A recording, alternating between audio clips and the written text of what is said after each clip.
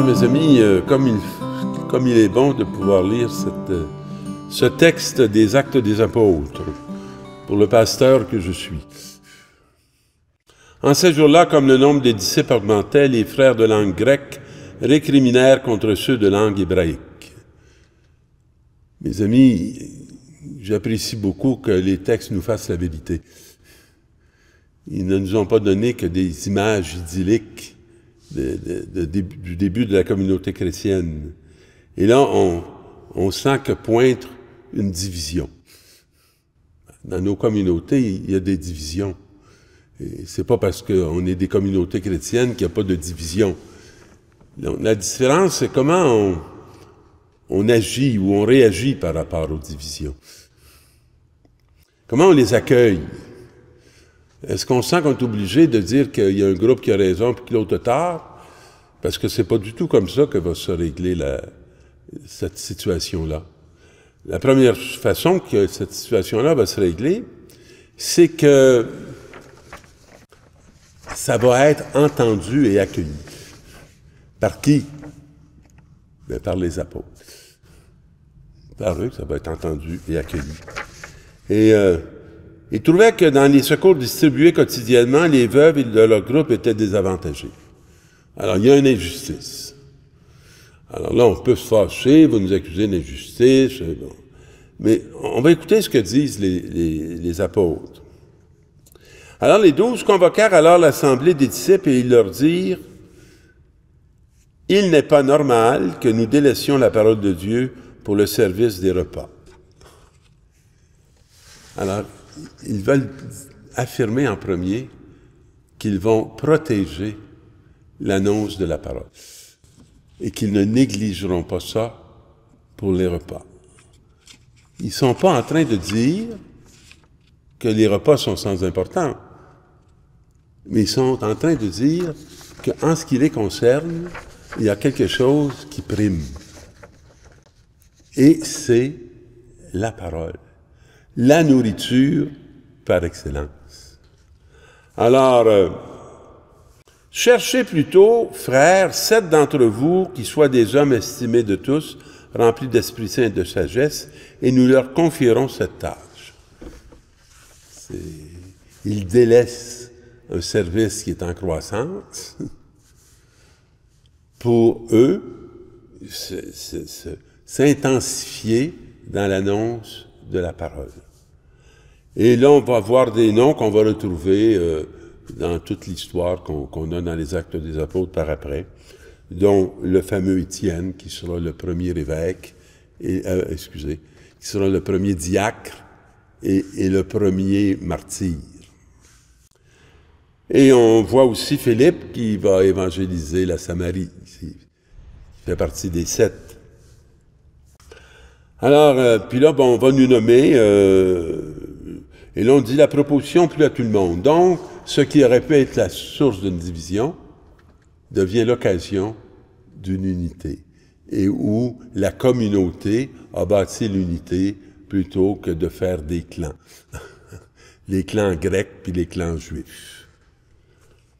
Alors, la parole du Seigneur était féconde. Le nombre des disciples se multipliait fortement à Jérusalem, et une grande foule de prêtres juifs accueillait la foi. Alors imaginez-vous, là, ça va même dans le sacerdoce du judaïsme qui se mettent à accueillir la foi. On sent que l'influence des chrétiens a de plus en plus pesé dans la réalité concrète de la ville de Jérusalem. Et dans le deuxième, c'est « Vous êtes un peuple sacerdotal. Approchez-vous de lui. » C'est pas « approchez-vous de moi. » Approchez-vous de nous.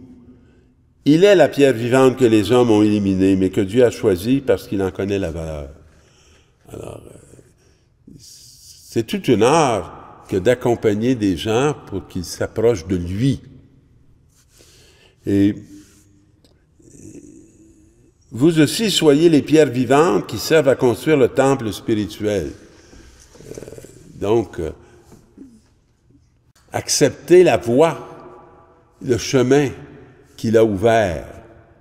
Faites ce qu'il vous dira, comme disait Marie aux apôtres à Cana. Et vous serez le sacerdoce saint, présentant des offrandes spirituelles que Dieu pourra accepter à cause du Christ Jésus. Vous savez, moi, je suis toujours un peu fatigué par le mot spirituel. Pas par ce mot-là, moi, je l'aime bien, mais par ce qu'il évoque dans l'esprit des gens. C'est comme si c'est abstrait. C'est pas abstrait, le spirituel. C'est très, très concret.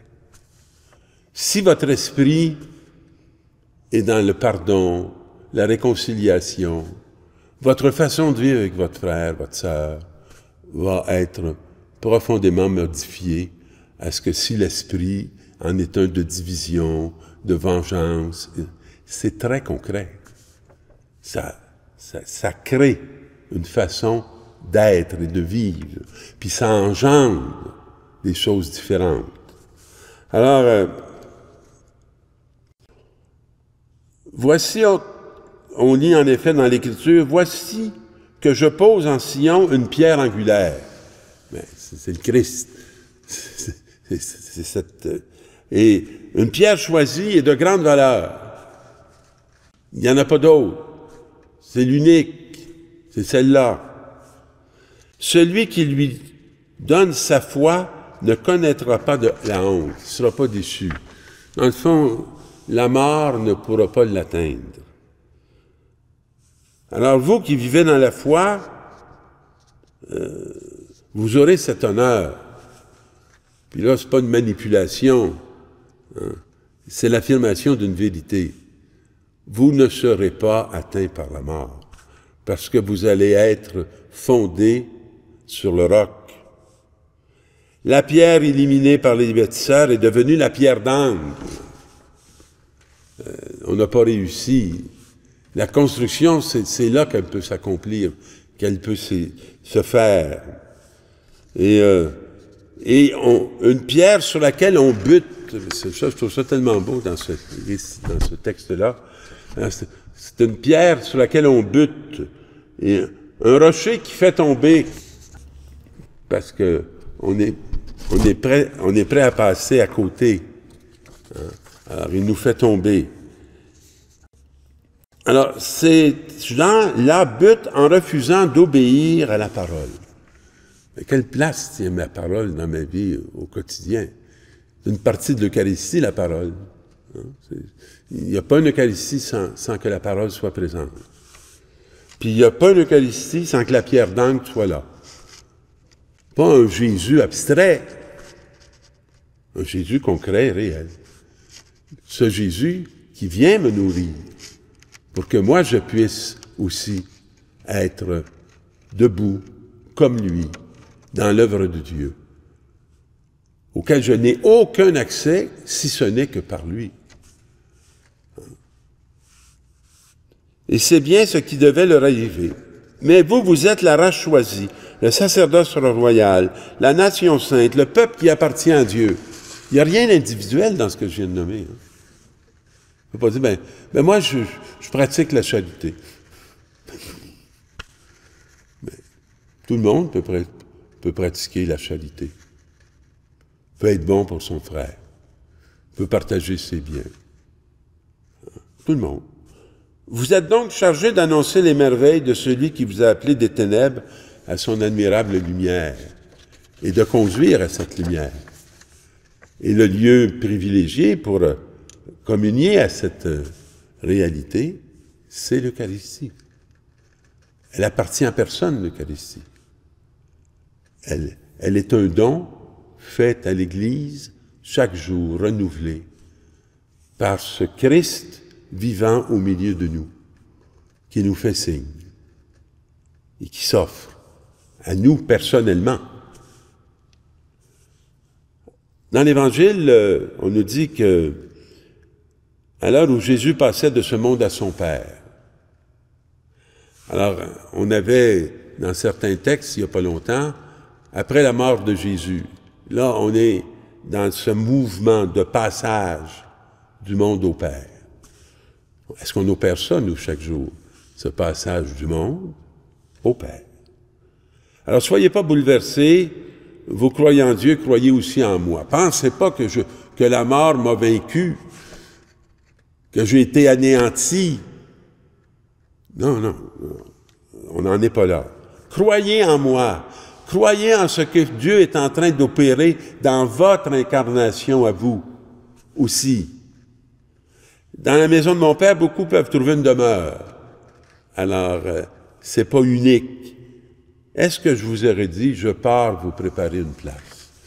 Alors, on sent que Jésus qui nous précède en Galilée, bien, il nous précède aussi dans les demeures célestes. Et quand je serai allé vous la préparer, je viendrai vous prendre avec moi. On a ce temps de grâce. Hein? Et là où je suis, vous y serez aussi. Et où je m'en vais, vous savez le chemin. C'est lui.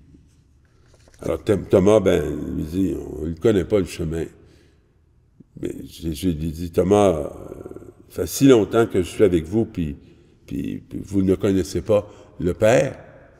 Dès maintenant, vous le connaissez, vous l'avez vu, vous m'avez vu. Et vous m'avez vu dans ce que j'ai accompli. Philippe dit, montre-nous le Père et cela nous suffit. On sent qu'il y a toute une route qu'il préférerait pas faire. Et il dit, il y a si longtemps que je suis avec vous et tu ne me connais pas. C'est pas facile pour Philippe de recevoir qu'il le connaît pas, qu'il le connaît mal. Celui qui m'a vu a vu le Père. Comment peux-tu nous dire, montre-nous le Père? Et le Père, on peut le voir. Moi, dans l'église à Araden, où je vais à la messe habituellement le vendredi, il y a une fresque extraordinaire en avant là, du Père, du Fils et de l'Esprit. Comment pas voir le Père quand on voit Jésus? Mais il faut ne pas voir Jésus pour ne pas voir le Père. Les paroles que je vous dis, je ne les dis pas de moi-même, mais c'est le Père qui demeure en moi et qui accomplit ses propres œuvres. Je suis dans le Père et le Père est en moi. Et je vous laisse ma parole pour que vous soyez vous aussi en nous. Ce qui nous est offert, c'est rien de moins que la Trinité. Alors que nos quotidiens soient trinitaires, pour qu'on soit capable de s'établir comme fils, à la manière de Jésus.